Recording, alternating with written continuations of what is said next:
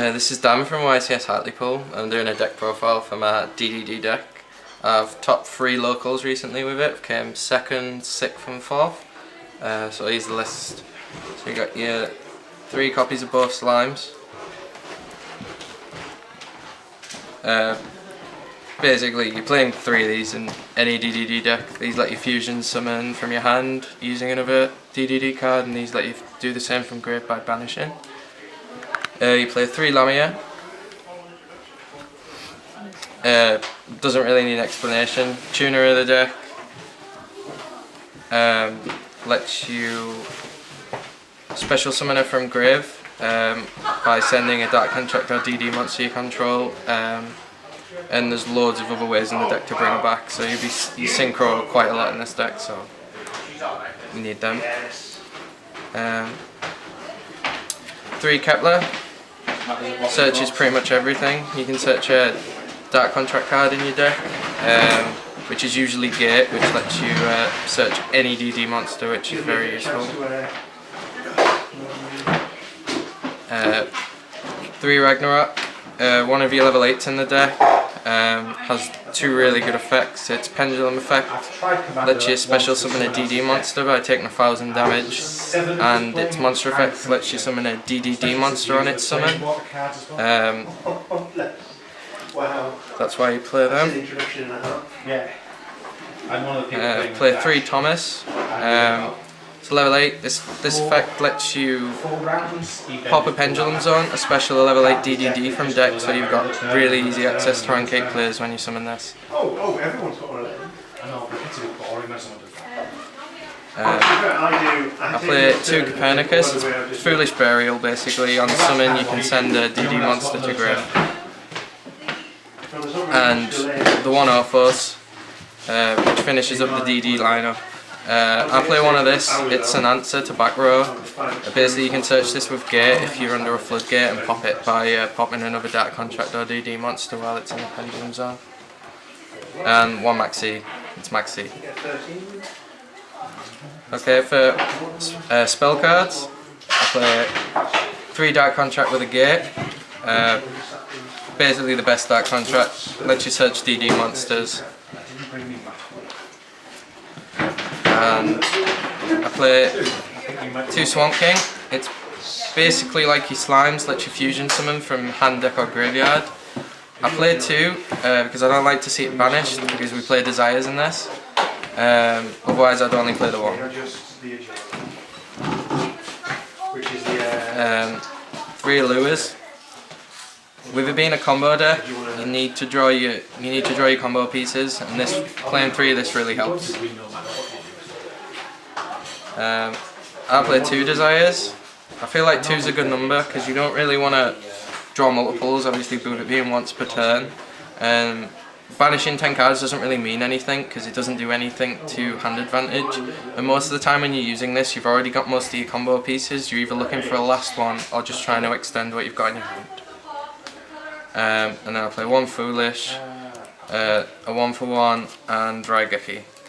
Foolish is because you need stuff in grave, 1-for-1 because you have good level 1 targets like Kepler and Lamia, and Raigeki because you need a clear. Did you play any other games? For traps, I play 1 Dark Contract with a Witch. Bit of a situational card, I like it at 1. You can search it off Kepler if you're in a tough spot. It lets you discard a DD or Dark Contract from hand to pop a card on the field, so it comes in handy sometimes. 1 Torrential Tribute. Personally, as I play, there's a lot of special summoning, and this can disrupt a lot of decks. And I play the Solemn Brigade, 2 strikes and 1 warning. That wraps it up for the main deck. For the extra deck, 2 Genghis. You can play 3. With this being a combo variant, the extra deck space is actually quite tight, so I prefer 2.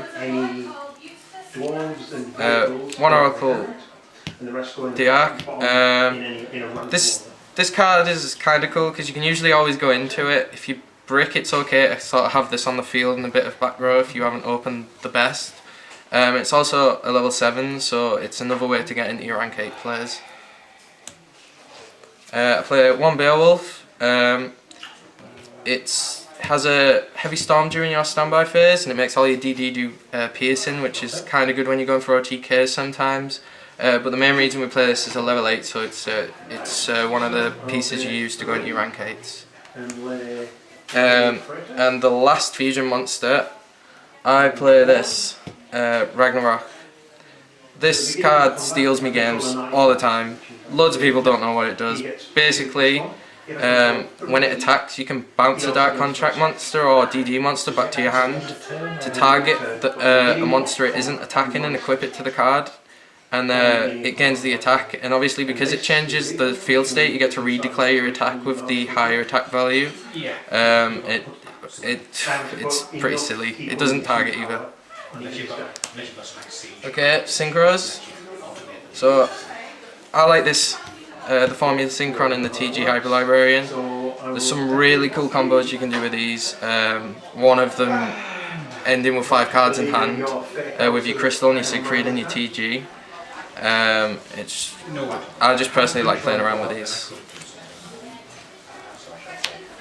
I play 2 level 7 synchros. I play Alexander, combo extender, target a level 4 DDD engrave when you normal or special summon a DD. So that's usually Lamia. So easy access to Crystal Wing, easy access to Siegfried. And I also play Odd Eyes Meteor Burst. You play Ragnarok in the scale quite a lot. So basically what you can do is you can use Ragnarok's effect in scale, special summon, go into this, special summon him from the Pendulum Zone, and then he gets his other effect and he specials again, which is pretty crazy. And now for the main cards you want to go into, Siegfried and Crystal Wing. Any board with these two is what you aim for in DDD. Siegfried obviously with a spell and trap negation, Crystal Wing with his honest effect and his monster negate, so 2 of these on the field is a really good board. With DDD you can go further quite a lot of the time. And another level 8 I play Cyframe Lord Omega. Good with Desires, you can return banished cards off Desires with him, return the cards you've banished using like Swirl Slime and Lamia's effects to sort of recycle if the game's gone on a bit longer than normal. Last Synchro monster I play 1 Crystron Phoenix.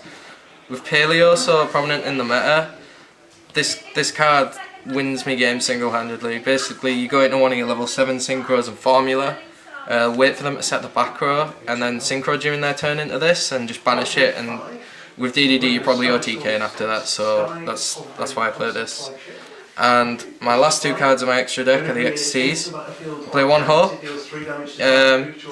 If you have a Ragnarok in addition to your both Slimes and your Lamia, you can make this in addition to your Crystal Wing and Siegfried.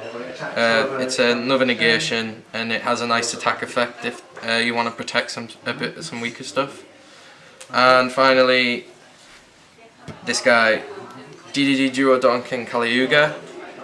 If they don't strike or Solemnus, they can't activate anything on the field, no trap cards or anything, and he has a quick effect of during either player's turn, he can pop all back row, and he has 3500 attack, and he also can return Dark Contracts from grave to the field, so you can basically pop everything and then set one again. He's pretty broken in my opinion. But anyway, that wraps it up. Side deck really, I kind of change it based on the matchup, so I think I'm going to go up against that my locals. But that finishes off on my profile, so thank you.